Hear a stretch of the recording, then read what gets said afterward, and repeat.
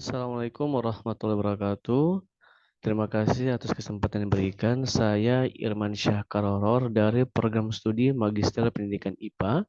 Saya akan menjelaskan terkait materi dalam mata pelajaran fisika untuk ilmu pengetahuan alam di SMP kelas 8 terkait gerak harmonik sederhana dengan memanfaatkan fitur-fitur di PowerPoint untuk menyajikan hasil pembelajaran atau bahan tayang yang kreatif yang bisa mengembangkan minat peserta didik untuk belajar mengenai fisika.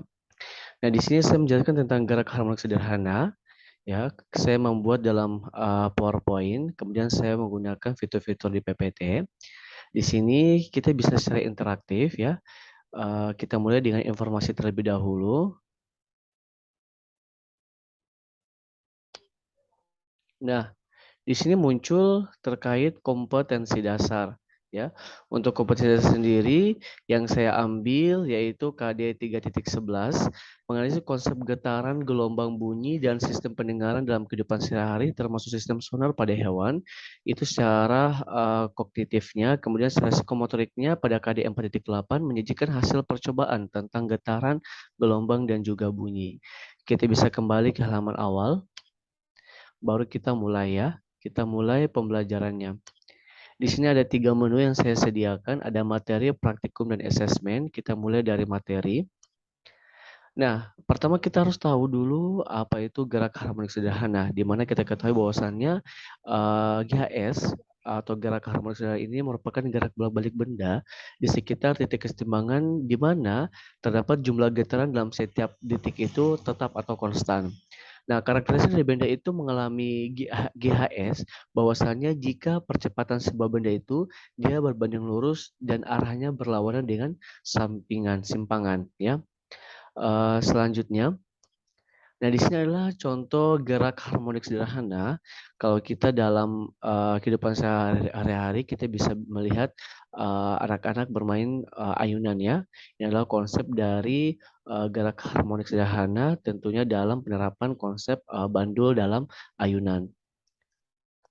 Nah, dalam gerak harmonik sederhana terdapat besaran periode dan juga frekuensi. Kita harus tahu dulu apa itu periode.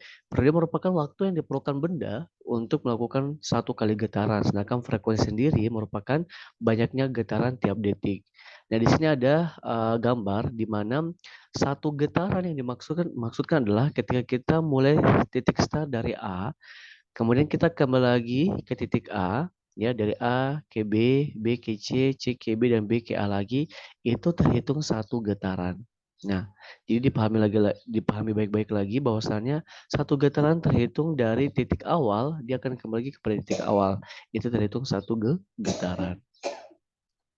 Nah, di sini ada rumus dari frekuensi sendiri, yaitu F sama dengan N per T, di mana F merupakan frekuensi yang satuannya ada Hertz, kemudian N merupakan banyaknya getaran, kemudian T merupakan waktu, yang satu adalah second. Kemudian periode sendiri adalah T besar sama dengan T kecil per N, di mana T besar merupakan periode yang satuannya second, T kecil merupakan waktu getaran yang satuannya second, dan N adalah banyaknya getaran. Kemudian di sini saya menyajikan lagi besaran gravitasi di mana tujuan dari percobaan ini dalam pembelajaran ini akan melakukan percobaan untuk menentukan nilai gravitasi sehingga saya sediakan G sama dengan 4 pi kuadrat L per T kuadrat. Nah, untuk lebih memahami lagi kita masuk lanjut ke menu lagi ya di bagian praktikum. Nah, untuk praktikum ini saya sediakan berupa link ya. Di sini kita bisa mengajak peserta didik untuk mendownloadkan LKPD-nya. Kemudian untuk link dari sini kita bisa mengajak peserta didik untuk masuk ke dalam live virtual. Yang saya gunakan adalah pad. Di situ tersedia pad pendulum terkait ayunan bandul untuk membantu peserta didik dalam bukan praktikum secara virtual dalam mencari besaran periode, frekuensi dan juga nilai dari gravitasi bumi. Seperti itu. Nah, coba kita akses ya untuk download LKPD-nya.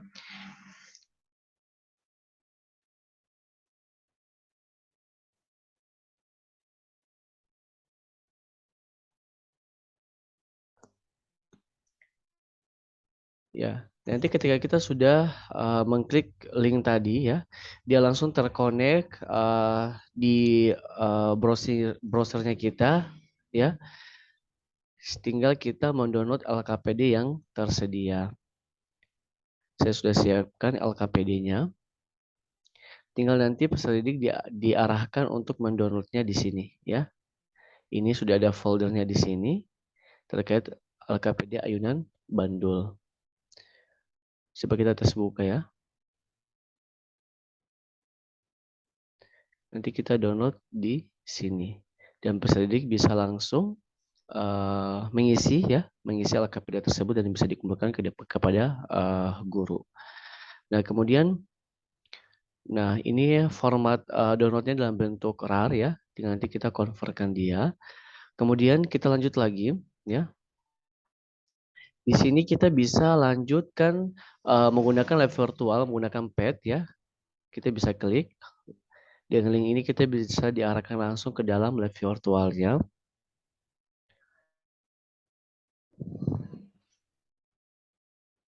Ini tentunya tetap menggunakan akses internet ya.